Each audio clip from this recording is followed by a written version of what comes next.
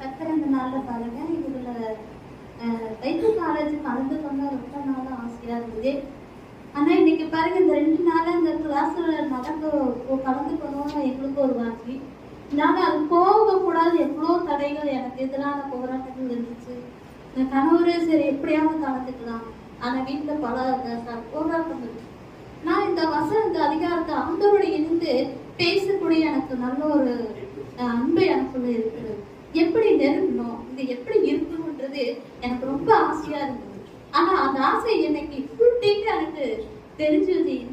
இது வந்து கேட்கும் பொழுதுதான் ஐயோ அந்த ரகசியக்குள் அந்த பாவத்தை அடிமையில இருக்கு, இதுல இருந்து வெளிவந்து தேவன் கிட்ட நெருங்கிறது தான் அந்த ரகசியம். அந்த ரகசியத்துக்குள்ள போக போக இது கொஞ்ச நேரத்துல எனக்குள்ள ஒரு நடக்கும் வந்தது. இவ்வளவு ரகசியம் இருக்குதா, இந்த வயல் நடக்க எப்படி எனக்கு வந்ததுன்னே தெரியல.